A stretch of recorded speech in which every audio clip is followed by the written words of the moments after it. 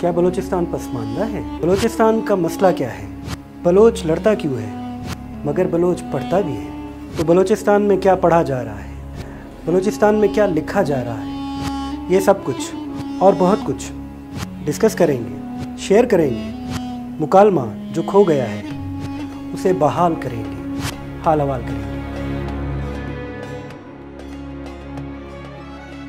अस्सलाम वालेकुम साथियों, बलूचिस्तान रंग के हाल हवाल के इस अवलीन दीवान में आप सबको खुशामदीद।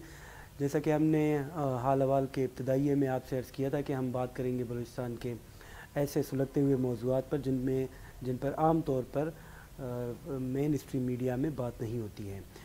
आज का हमारा हाल हवाल का अवलीन दीवान एक ऐसे ही सुलगते हुए मौजू पर होगा। आप सब जानते हैं कि बलूचिस्तान में इस वक्त पिछले एक महीने से एक बहुत ही अहम मौजू बलूचिस्तान यूनिवर्सिटी के हवाले से सामने आया। मीडिया के मुख्तलिफ़ ज़राए में इस पर बहुत सारी बातचीत भी हुई और इस पर बहुत सारी ख़बरें भी सामने आईं। हमने ख़ास तौर पर सोशल मीडिया के हवाले से हम बात करेंगे जिस पर यह मौजू सबसे ज़्यादा डिस्कस हुआ है। लेकिन हम बात करेंगे इसके मुख्तलिफ़ आस्पेक्ट्स के हवाले से कि जो अब तक मामला उठा, कब, कैसे, कहाँ से ये कहाँ तक पहुँचा है, ये कहाँ तक जाएगा और इसको किस तरफ जाना चाहिए। सबसे पहले बात करते हैं कि मामला पिछले एक महीना पहले, लगभग एक माह इसके होने को आया जब ये मामला पहली दफ़ा मीडिया में उठा। देखने की बात यह है कि ये मामला कब सामने आया और कहाँ से सामने आया और कौन इसको सामने ले आया। ये बहुत ही अहम बात है कि ये ख़बर किसी मीडिया ने ब्रेक नहीं की, बल्कि ये ख़बर मीडिया तक पहुंचाई गई है। ये बात जहन नशीन करने की है कि हमने और अक्सर बलूचिस्तान में ये देखने में आया है कि हमें कभी भी सहाफ़ी की तरफ से बहुत कम कोई ख़बर ब्रेक होती है, जिसको सहाफ़ती ज़ुबान में स्कोप भी कहा जा सकता है। बहुत कम ऐसी ख़बरें हैं बलूचिस्तान की मीडिया हिस्ट्री में जिन्हें किसी सहाफ़ी ने ब्रेक किया हो। आम तौर पर ख़बरें हमें बाहर से सहाफ़ियों तक पहुंचाई जाती हैं या मीडिया के आउटलेट्स तक पहुंचाई जाती हैं और उनके ज़रिए से वो ख़बरें फिर हम तक पहुंचती हैं। बलूचिस्तान यूनिवर्सिटी में सेक्सुअल हरासमेंट का इशू भी इसी पस मंज़र में देखने की ज़रूरत है कि ये ख़बर ब्रेक नहीं हुई है, बल्कि ये ख़बर मीडिया तक पहुंचाई गई है। किसने पहुंचाई है ये तो वो सहाफ़ी हमें बताएगा जिसने सबसे पहले इस ख़बर को ब्रेक किया या हमारे सामने ले आए या अपने मीडिया आउटलेट तक पहुंचाया। दूसरी बात, ख़बर ब्रेक होने के बाद इसका जो सबसे ज़्यादा रिएक्शन है वो कहाँ से आया और इसको आना कहाँ कैसे चाहिए था। मिसाल के तौर पर देखिए, सबसे ज़्यादा रिएक्शन सोशल मीडिया पर देखने में आया। सोशल मीडिया आम तौर पर पाकिस्तान में पिछले 10-15 सालों में जिस तरह से इमर्ज हुआ है, हमने देखा है कि इसमें रिएक्शन ज़्यादा होता है और इल्मी, अक़ली और दलील की बात बहुत ही कम होती है।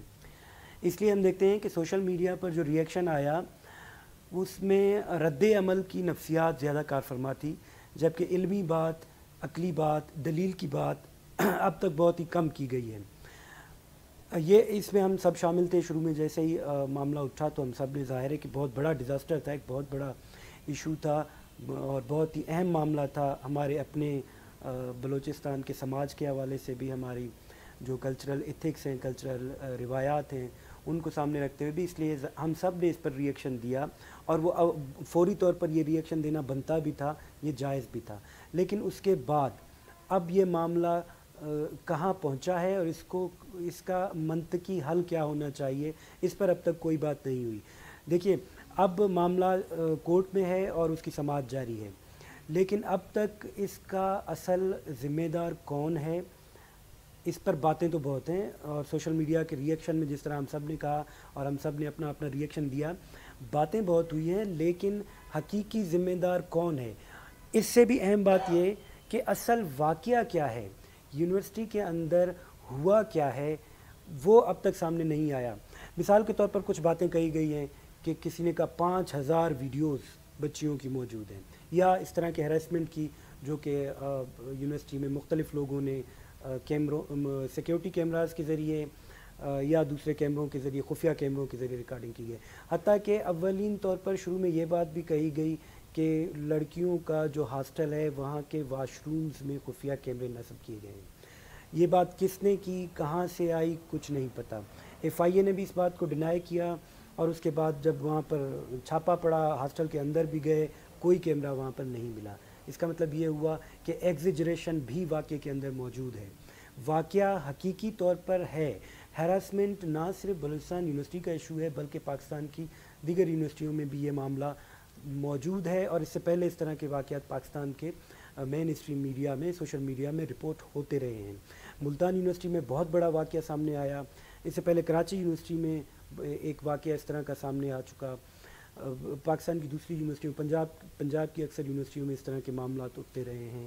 بلوچستان یونیورسٹی میں یہ باتیں ہم سنتے رہے ہیں بلوچستان میں رہتے ہوئے، اور خصوصاً کوئٹہ کے شہری اس بات کو جانتے ہیں بہتر طور پر کہ بلوچستان یونیورسٹی میں ہراسمنٹ کا معاملہ تازہ نہیں ہے، یہ باتیں پہلے بھی ہوتی رہی ہیں، اور یہ ریسنٹ ایشو بھی نہیں ہے کہ 2-3 سال سے یہ ہوا ہو، اس سے پہلے بھی 10 سال پہلے بھی یہ باتیں ہوتی تھی جب یہاں پر طلبہ تنظیموں کا مکمل طور پر ہولڈ موجود تھا، تب بھی یہ شکایات موجود تھی۔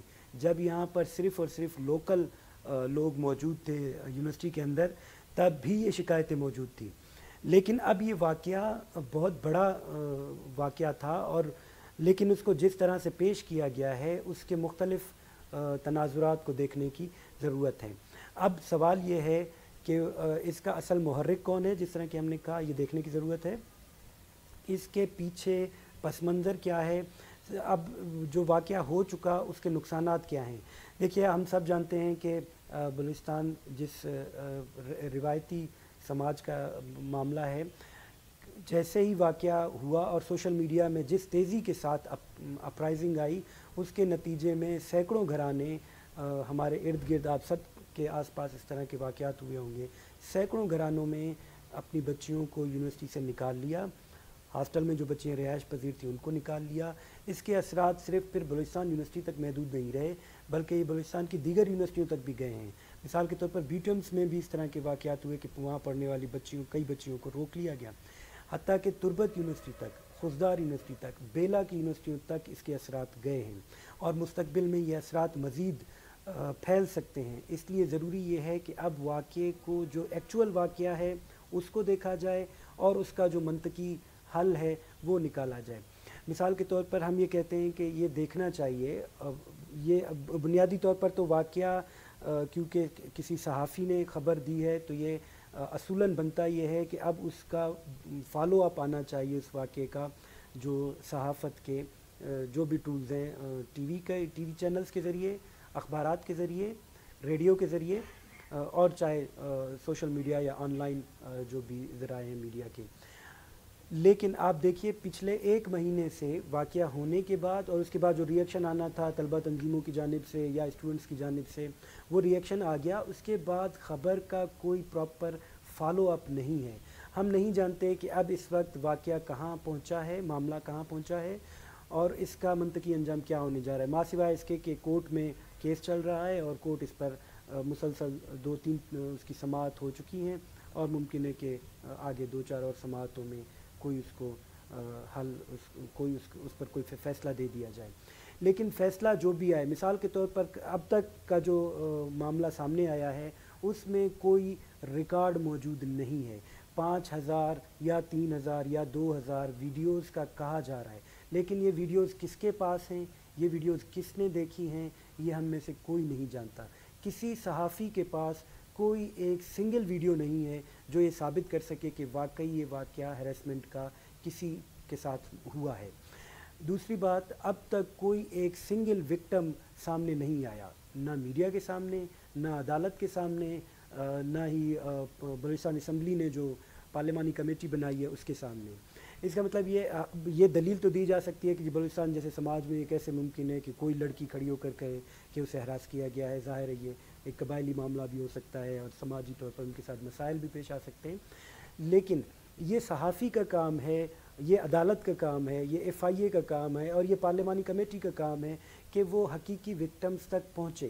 بے شک ان کی معلومات پوشیدہ رکھی جائیں مکمل طور پر، یہ ایف آئی اے کا بھی اختیار ہے، یہ پارلیمانی کمیٹی کا بھی اختیار ہے، اور پھر خبریں اس طرح سے مارکیٹ میں پھیلائی بھی گئی۔ مثال کے طور پر دیکھیے پارلیمانی کمیٹی بنی، انہوں نے پہلے ہی ہفتے کے اندر کہہ دیا کہ ہمیں واٹس ایپ اور فون کے ذریعے 200 کے قریب شکایات موصول ہوئی ہیں۔ تو لوگوں نے کہا یہ تو بہت بڑی شکایت، 200 لوگوں نے اگر شکایات کی ہیں یہ تو بہت بڑی تعداد ہے، لیکن اسی پارلیمانی کمیٹی نے اگلے ایک ہفتے کے اندر کہہ دیا کہ ہمیں کوئی بھی وکٹم نہیں ملا اب تک۔ تو یہ ایک بہت بڑا تضاد تھا کہ 200 لوگ آپ کو شکایت تو کر رہے ہیں مختلف ذرائع سے، لیکن آپ کی رسائی کسی تک نہیں ہو پا رہی ہے۔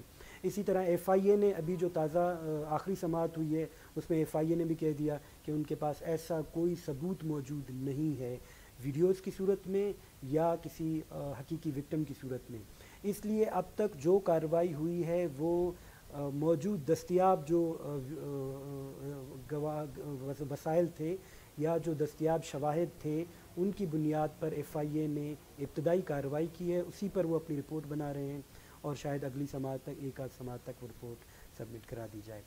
آخری بات یہ ہم یہ چاہتے ہیں، کہنے کا مقصد یہ تھا اس ساری بحث کا کہ اس واقعے کو صرف جذباتی سطح پر نہ دیکھا جائے، اسے صرف چند طلبہ کا یا طلبہ تنظیموں کا معاملہ نہ سمجھا جائے، اور یہ معاملہ صرف ایک یونیفارم نافذ کر دینے سے ختم ہونے والا نہیں ہے۔ یہ طلبہ تنظیموں کو یونیورسٹی میں اجازت دینے کا یا نہ دینے کا معاملہ بھی نہیں ہے، بلکہ یہ بلوچستان میں بچیوں کی تعلیم کا بہت بڑا ایشو ہو سکتا ہے۔ یہ پوری یونیورسٹی صرف متاثر نہیں ہوگی بلکہ بلوچستان کی، جسے ہم نے ذکر کیا، باقی یونیورسٹیوں تک بھی یہ معاملہ انہیں متاثر کر سکتا ہے۔ اس لیے واقعے کا جذباتی معاملہ جتنا تھا وہ ہو چکا، اب اس کو منطقی طور پر دیکھا جائے اور اس کا درست حل ڈھونڈا جائے، وہ حل جو ہم سب کے حق میں بہتر ہو، جو ہمارے وطن کے حق میں بہتر ہو، جو ہمارے وطن کی بچیوں کے اور ان کے گھرانوں کے حق میں بہتر ہو۔ آپ سب کا دیکھنے کا شکریہ، چینل کو سبسکرائب کیجئے، اس کی ویب سائٹ کو وزٹ کیجئے اور اگلے حال احوال تک کے لیے اجازت دیجئے۔ اپنا خیال رکھیے گا، اپنے ارد گرد کا اور اپنے وطن کا بھی خیال رکھیے گا۔